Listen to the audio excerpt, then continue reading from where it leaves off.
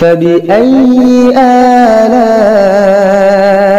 ربكما تكذبان بسم الله الرحمن الرحيم الحمد لله رب العالمين والعاقبة للمتقين والصلاة والسلام على سيد الأنبياء والمرسلين وعلى آله وأصحابه أجمعين أما بعد فأعوذ بالله من الشيطان الرجيم بسم الله الرحمن الرحيم يا أيها الذين آمنوا اتقوا الله ولتنظر نفس ما قدمت لغد واتقوا الله إن الله خبير بما تعملون صدق الله العظيم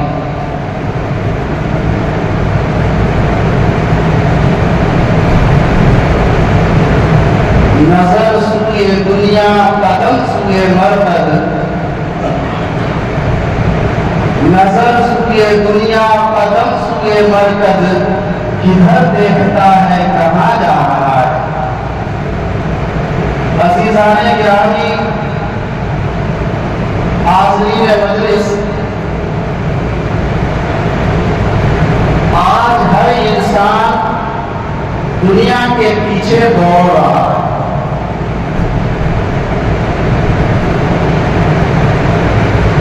دولت حاصل کرنے تجارت بنانے اور اچھے سے اچھا مکان بنانے کی فکر میں گویا عہدہ ہو یا منصب دولت ہو یا شہرت ان چیزوں کے حصول کا گویا دماغ پر بھوت سوار ہے اور اللہ رب العزت نے اس دنیا میں جس مقصد کے لیے بھیجا اس مقصد کو یکسر فراموش کر بیٹھا ہے اللہ نے اس دنیا کی تخلیق کیوں فرمائی اور اس دنیا میں ہماری تخلیق کیوں فرمائی اس کا مقصد اور منشا کیا ہے اس مقصد سے ہم پرے ہو کر اس مقصد سے ہم ہٹ کر ایک جنونی کیفیت کے ساتھ دنیا کے پیچھے بھاگتے ہوئے نظر آ رہے ہیں جبکہ اس دنیا کے اندر ہمیں جو چند روزہ زندگی ملی ہے جو چند روزہ زندگی انڈر 100 ہے انسان 100 بھی کروس نہیں کر پاتا 100 تک نہیں پہنچ پاتا کوئی 60 پہ ایکسپائر ہو جاتا ہے کوئی 70 تک اپنی سانس گر پاتا ہے اور کسی کا چراغ 80 اور 90 پہ جا کے بجھ جاتا ہے اس مختصر سی زندگی کے لیے اس دنیا میں جو اللہ نے اصل آخرت والی زندگی کی تیاری کے لیے بھیجا ہے انسان اس تیاری کو یکسر فراموش کر دیا جبکہ چاہیے تو یہ کہ آخرت ہی ہمارا جب اصلی گھر ہے آخرت ہی ہمارا دائمی گھر ہے تو آخرت جو دائمی اور اصلی گھر ہے اس گھر کو عمدہ سے عمدہ بنانے کی فکر ہونی چاہیے اس گھر کو بہتر سے بہتر بنانے کی ہمارے اندر جذبہ پیدا ہونا چاہیے لیکن نہیں ہم اس دنیا جو مختصر زندگی اللہ نے عطا فرمائی ہے اس کے پیچھے پڑے ہوئے ہیں معروف عالم دین عارف باللہ حضرت امام غزالی رحمۃ اللہ علیہ ایک مرتبہ اپنے ایک دوست کے گھر تشریف لے گئے جب دوست کے گھر کے دروازے پر پہنچے تو اپنے دوست کے زور زور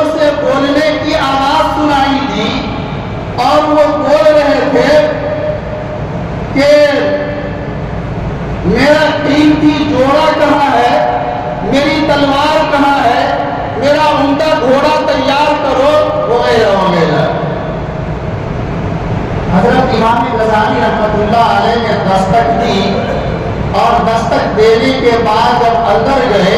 تو دوست سے کہا کہ میرے پیارے دوست، کیا بات ہے کہ تم آج پورے گھر والوں کو پریشان کیے ہوئے ہو،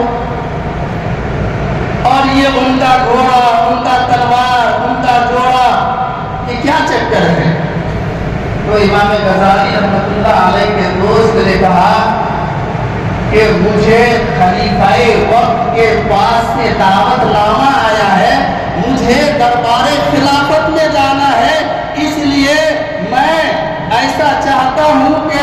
شاہانہ انداز میں تیار ہو کر جاؤں تاکہ وہاں میری ایک پوزیشن ہو، اہمیت ہو، اور وہاں میں اچھا سمجھا جاؤں۔ امام غزالی رحمۃ اللہ علیہ اللہ کے بڑے ولیوں میں سے، بزرگوں میں سے ہیں، ہمیں ہما وقت انہیں آخرت کی فکر رہتی، انہوں نے موقع کو غنیمت سمجھ کے اپنے دوست کو نصیحت کی اور کہا کہ یہ تو ٹھیک ہے کہ آپ کو دربار خلافت سے دعوت نامہ آیا ہے، تو اس دربار میں جانے کے لیے بہتر تیاری کرنی چاہیے، اور وہ تیاری آپ کر رہے ہیں، لیکن مجھے یہ بتائیے کہ اگر آپ کے پاس خلیفہ وقت کے مالک شہنشاہ دو جہاں احکم الحاکمین کا دعوت نامہ آ جائے تو اس کے لیے تم نے کیا تیاری کر رکھی؟ جبکہ یہ بادشاہوں کے دعوت نامے، یہ خلیفاؤں خلفاؤں کے دعوت نامے اور ان کے پروگرام میں تبدیلی ہو سکتی ہے، لیکن جب اس احکم الحاکمین کا دعوت نامہ آئے گا تو اس دعوت نامے کے جو وقت مقرر ہے اس کے ایک منٹ بھی نہ تاخیر ہو سکتی ہے، اور نہ تمہیں ایک سانس لینے کی مہلت دی جائے گی۔ اذا جاء اجلهم لا يستأخرون ولا هم يستقدمون، کہ جب اللہ کا فرشتہ ملک الموت اللہ کا دعوت نامہ لے کر آئے گا تو اس وقت اسی ٹائم پہ تمہیں جانا ہوگا، اس وقت تمہیں کوئی مہلت نہیں دی جائے گی کہ تم تیاری کرو۔ اس کے لیے تم نے کیا تیاری کی ہے؟ میرے محترم بزرگوں اور دوستو، جو انسان عقل مند ہوتا ہے وہ اپنے کام کا، اپنی تجارت کا، اپنی کھیتی باڑی کا، اپنی دکان کا گوشوارہ بناتا ہے، بجٹ بناتا ہے۔ مدرسے والے بھی بجٹ بناتے ہیں، آپ دیکھتے ہوں گے اشتہار میں چھپتا ہے اتنی آمد، اتنا خرچ، اتنا قرضہ وغیرہ، آمد کی جو تفصیلات ہیں وہ، خرچ کے جو تفصیلات ہیں وہ۔ جو حکومت چلاتے ہیں، حکمران ہوتے ہیں، بادشاہ ہوتے ہیں، وہ بھی اپنا گوشوارہ بناتے ہیں، سالانہ بجٹ تیار کرتے ہیں، اور اس بجٹ میں دیکھتے ہیں کہ ہمارے پاس کیا بیلنس ہے،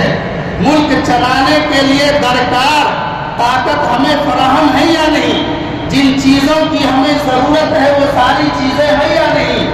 پھر جا کر اگلے سال کا وہ اسی حساب سے اعلان کرتے ہیں۔ اگر وہ بجٹ میں دیکھیں گے کہ صفر ہے، دیوالیہ ہو گیا ہے، تو نہ تو وہ حکومت چل سکتی ہے اور نہ ہی کاروبار چل سکتا ہے، نہ مدرسہ چل سکتا ہے، حتیٰ کہ ایک چھوٹی سی دکان جو انسان پان کا کھول کے بیٹھ جاتا ہے، اور پان کی دکان اور پان کا جو ٹھوکا ہوتا ہے اسے صبح سے شام تک چلانے والے کے پاس ایک گوشوارہ ہوتا ہے، وہ حساب کرتا ہے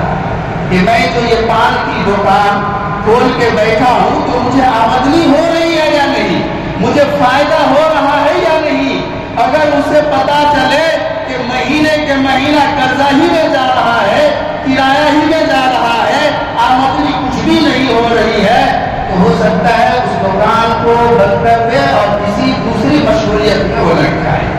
جو اس کو سمجھ میں بہتر آئے گا۔ اللہ رب العزت بھی اس کائنات کا گوشوارہ بناتے ہیں اور اس کائنات کی مخلوق پر نظر ڈالتے ہیں کہ ان کے گوشوارے کے مطابق جس مقصد کے لیے ہم نے اس دنیا کے اندر انسان کو بھیجا ہے وہ انسان اس مقصد میں لگا ہوا ہے یا نہیں، اس مقصد کو انجام دے رہا ہے یا نہیں۔ لیکن اللہ کا شکر ہے کہ اللہ کے گوشوارے میں ایسے لوگ شامل ہوتے ہیں کہ جس کی وجہ سے اس دنیا کو برقرار رکھے ہوئے ہیں، اور جب تک اس دنیا میں ایک بندہ بھی اللہ اللہ کرنے والا ہوگا تو اس قیامت کو اس دنیا پر قیامت نازل نہیں فرمائیں گے، لیکن جس دن وہ اپنے گوشوارے میں پالے گا اللہ کہ ہمارے گوشوارے میں اب کوئی بھی اس کائنات میں نام لینے والا نہیں ہے، تو اس کائنات کو توڑ پھوڑ کر ختم کر دیں، اب اسے اس کی ضرورت نہیں۔ جب اللہ رب العزت سے لے کے اور دنیا کا ہر ایک کاروباری انسان اور حکومت چلانے والے جب اپنا گوشوارہ بناتے ہیں، اپنا بجٹ تیار کرتے ہیں، تو آپ بتائیے، میں پوچھنا چاہتا ہوں کہ کیا ہر انسان کو اپنی زندگی کا گوشوارہ بنانا چاہیے یا نہیں چاہیے؟ یہ تو ہمیں مختصر زندگی ملی ہے کہ جس مختصر زندگی میں ہمارے 15 سال بچپنے کے چلے جاتے ہیں اور اس زندگی کے کچھ حصے سونے میں گزر جاتے ہیں، کچھ حصے ہماری لایانی اور خرافات میں گزر جاتی ہے، تو کیا ہمیں ضرورت ہے یا نہیں کہ ہم بحیثیت مسلمان کے اس بات پر غور کریں کہ ہم نے اپنی زندگی کے کتنے حصے کو مسلمانی حیثیت سے گزارا ہے اور اپنی زندگی کے کتنے حصے کو اللہ کے حکم اور رسول اللہ کے سنت کے مطابق گزارا ہے، اور کتنے حصے کو ہم نے شیطانی اتباع میں گزارا ہے۔ میرے محترم بزرگ اور دوستو، ہم میں سے ہر ایک شخص کو اس بات کی ضرورت ہے کہ جو میں نے خطبے کے اندر قرآن پاک کی آیت تلاوت کی ہے، جس میں اللہ نے اپنے مومن بندوں سے خطاب کرتے ہوئے فرمایا کہ یا ایھا الذین آمنوا اتقوا اللہ، آپ غور کیجئے کہ یہ اس امت محمدیہ کی خصوصیت ہے کہ اس اہل ایمان سے اللہ رب العزت براہ راست خطاب فرما رہے ہیں، نہ رابطے کی ضرورت ہے نہ ہی اصول کی ضرورت ہے، جبکہ اللہ رب العزت پہلے امتوں کے اوپر جب کوئی حکم نازل فرماتے تو اس امت کو براہ راست خطاب نہیں فرماتے بلکہ نبیوں کے واسطے سے خطاب فرمایا کرتے ہیں۔ لیکن اس امت محمدیہ کی خصوصیت دیکھیے، فرماتے ہیں کہ اے مومنو اللہ سے ڈرو، یا ایھا الذین آمنوا اتقوا اللہ ولتنظر نفس ما قدمت لغد، اور ہر انسان کو چاہیے کہ وہ اپنے نفس کا محاسبہ کرے کہ اس نے آئندہ کل کے لیے کیا تیار کیا ہے۔ ہر انسان کو چاہیے کہ وہ اپنے نفس کا محاسبہ کرے کہ اس نے آئندہ کل کے لیے کیا تیاری کی ہے۔ واتقوا اللہ، اللہ ہی سے ڈرتا رہے، ان اللہ خبیر بما تعملون، بلا شبہ اللہ تمہارے کاموں سے باخبر ہے۔ اس آیت کے اندر اللہ رب العزت نے آخرت کی فکر کرنے کے لیے ہر انسان کو کہہ رہا ہے کہ تم اس دنیا میں فکر کر لو کہ اس دنیا میں ہمیں کیسے رہنا ہے۔ یہ دنیا ہمیں اس دنیا میں صحیح جینے کے لیے تیاری کرنے کے لیے ملی ہے۔ اس دنیا میں جیسا عمل ہم کریں گے، اس دنیا میں ہم جیسی تیاری کریں گے، اس دنیا کے اندر جیسے ہمارے اعمال نامے ہوں گے، اسی کے اوپر فیصلہ ہوگا، اور ہماری آخرت کی زندگی جو دائمی اور اصلی زندگی ہوگی وہ ہماری خوشگوار ہوگی، سرخرو ہوگی۔ ایک مرتبہ نبی پاک صلی اللہ علیہ وسلم حضرت عائشہ صدیقہ رضی اللہ تعالی عنہا کے زانوں پر سر مبارک رکھ کر آرام فرما رہے ہیں۔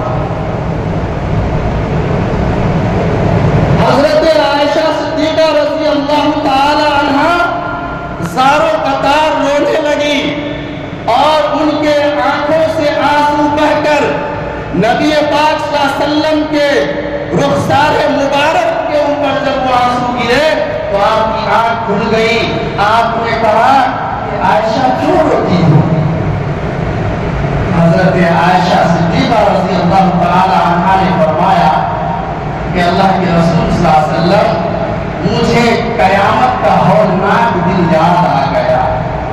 और उस हौलनाक दिन के अंदर जो नफसी का आलम होगा उस आलम ने हमें रुला दिया। तो क्या अल्लाह के नबी आप बताइए कि मुझे उस दिन आप फरामोश तो नहीं कर देंगे? उस दिन आप मुझे फरामोश तो नहीं कर देंगे, भुला तो नहीं देंगे? अल्लाह के नबी सल्लल्लाहु अलैहि वसल्लम ने फरमाया कि आयशा सुनो कि जब तक हर इंसान 3 मरहला से नहीं गुजर जाएगा उस वक्त तक वो किसी के बारे में कुछ नहीं सोच सकेगा। जब तक हर इंसान 3 मरहले से नहीं गुजर जाएगा उस वक्त तक वो किसी के बारे में कुछ नहीं सोच सकेगा। वो अंबिया हो या रसूल, सुलहा हो या औलिया, हर एक को आखिरत की फिक्र होगी, नफसी का आलम होगा। अल्लाह के नबी सल्लल्लाहु अलैहि वसल्लम ने फरमाया कि पहला मरहला ये है कि क़यामत के दिन एक हवा चलेगी और उस हवा की वजह से हर इंसान के हाथों में उसके नामे अमाल पहुंच जाएंगे और जब वो अपने हाथों में नामे अमाल देखेंगे तो कहेंगे माल हाज़िल किताब ला युगादिरु सगीरतन वला कबीरतन इल्ला अहसा। भाई ये हमारे अमाल नामे को क्या हो गया है? इसमें तो हर छोटी बड़ी बात लिखी हुई है, कोई बात छोड़ी ही नहीं गई है। अल्लाह के नबी सल्लल्लाहु अलैहि वसल्लम फरमाते हैं कि फिर वो नामे अमाल किसी को दाहिने हाथ में मिलेगा तो वो इंतहाई खुशी और मसरत से सरशार होकर वो लोगों को दिखाता फिरेगा। कुरान ने इसका नक्शा खींचा कि फअम्मा मन ऊतिया किताबहु बियमीनिही फयक़ूलु हाउम इक़्राऊ किताबिया। कि जब बंदे के दाहिने हाथ में नामे अमाल दिया जाएगा तो वो कहेगा खुशी से कि भाई अजी कहाँ हो, देखो आओ मैं पास हो गया, मैं कामयाब हो गया, मेरा ये नामे अमाल पढ़ो। इन्नी ज़ननतु अन्नी मुलाक़ी हिसाबिया। मुझे पता था ना, मुझे पता था हिसाब होने वाला है, इसलिए मैंने तैयारी की, इसलिए मैंने तैयारी की। देखो फी जन्नतिन आलिया, उसकी वजह से वो गोया जन्नत में चला जाएगा और जब जन्नत में जाएगा तो उसकी आओ भगत होगी, उसका एजाज होगा, इकराम होगा। कहा जाएगा उससे, फरिश्ते कहेंगे कुलू वशरबू हनीअम बिमा असलफ्तुम फिल अय्यामिल खालिया। अब मजे से खाओ, तुम असली जगह पे पहुंच गए हो, सही जगह पे पहुंच गए। तुमको दुनिया में जो चीज नहीं मिली, पैसा नहीं था सेब नहीं खा पाता था, पैसा नहीं था अनार नहीं खा पाता था, पैसा नहीं था बकरे का गोश्त नहीं खा पाता था, लेकिन आज कुलू वशरबू हनीअम बिमा असलफ्तुम फिल अय्यामिल खालिया। दुनिया में जिन चीजों से तुम महरूम रह गए थे और वो सारी चीज तुम दिल खोल कर खाओ, मजे से खाओ। ये हाल होगा उनका जिनके दाहिने हाथ में नामे अमाल दिया जाएगा। लेकिन बेचारे कुछ लोग वो होंगे कि जिनके बाएं हाथ में नामे अमाल दिया जाएगा। फअम्मा मन ऊतिया किताबहु बिशिमालिही फयक़ूलु या लैतनी लम ऊत किताबिया। वो कहेंगे कि काश कि ये हिसाब का दिन होता ही नहीं। वो वाही तबाही मचाता हाय हल्ला करेगा, ये क्या हो गया, ये कौन सा दिन हो गया। अफसोस के ये होता ही नहीं। بَيْنَهُ وَبَيْنَهَا أَمَدًا بَعِيدًا کہ اس کے قیامت کے دن ایک لمبی مسافت ہو جاتی، وہ ایسا سوچے گا. لیکن اب تو وہ گرفت میں آ گیا، دنیا میں نہیں بھیجا جائے گا، اب اس کی بھی آؤ بھگت ہوگی، لیکن انداز بدل جائے گا. استقبال اس کا بھی ہوگا لیکن انداز بدل جائے گا. کہا جائے گا کہ خذوہ فغلوہ، پکڑو، فرشتوں سے حکم کا پکڑو اور انہیں باندھو، زنجیروں میں باندھو، جکڑو. ثم الجحیم صلوہ، پھر اسے اٹھا کے جہنم میں پھینک. تو یہ ہے کہ اللہ نے کہا یہ پہلا مرحلہ ہوگا، جس پہلے مرحلے کے اندر یہ نامہ اعمال دونوں فریق کے، ایک کے داہنے ہاتھ میں ایک کے بائیں ہاتھ میں، دونوں کی منزل طے ہو جائے گی. پھر اللہ کے نبی صلی اللہ علیہ وسلم نے فرمایا کہ عائشہ دوسرا مرحلہ یہ ہوگا کہ ہر انسان کو پل صراط پہ سے گزرنا. اللہ کے نبی نے فرمایا کہ پل صراط وہ جہنم کے اوپر قائم ہے، اور جب اس میں سے گزرنے کا وقت آئے گا تو 500 سال کی مسافت صرف چڑھائی پر ہوگی. جیسے بلندی کے اوپر چڑھ رہا، کوئی ہمالیہ پہ چڑھ رہا، پہاڑ پہ، یہ مشکل ہوگا نا یہ کام. آدمی اوپر چڑھ رہا ہے، دیوار ہے، اس پہ چڑھنا ہے. 500 سال تک وہ چڑھائی پر سفر کرے گا. پھر 500 سال کی مسافت جو ہے وہ ہموار ہوگی، وہ بالکل یوں برابر چلتا رہے گا. پھر 500 سال کی مسافت نشیر کی ہوگی، پھر ہو جائے گا. یہ پل صراط یہی کہتے ہیں اللہ کے نبی نے، یوں ہے پھر یوں ہے. کہا کہ وہ جو پل صراط قائم ہے اور جس کی یہ مسافت ہے جہنم پر قائم ہے، جس وقت چلنے کا حکم ہوگا اس وقت کوئی لائٹ اور ٹیوب لائٹ جلتا ہوا نظر نہیں آئے گا، بالکل وہاں اندھیرا ہوگا، بالکل اندھیرا ہوگا. قرآن کہتا ہے کہ اس میں سے بھی کچھ لوگ گزر جائیں گے. یمشی نورہم بین ایدیہم، یمشی نورہم بین ایدیہم. آپ نے کبھی دیکھا کہ سرنگ میں جب لوگ گھستے ہیں، سرنگ بنانے والے، تو وہ ٹارچ وغیرہ یہاں پہ باندھ لیتے ہیں، پیشانی پہ وہ لائٹ وغیرہ باندھ لیتے ہیں، جلا لیتے ہیں. جب اندر میں جاتے ہیں گویا کہ جنہوں نے قرآن کی تلاوت کی ہوگی تو تلاوت قرآن کا نور اس کے پیشانی سے چمک رہا ہوگا،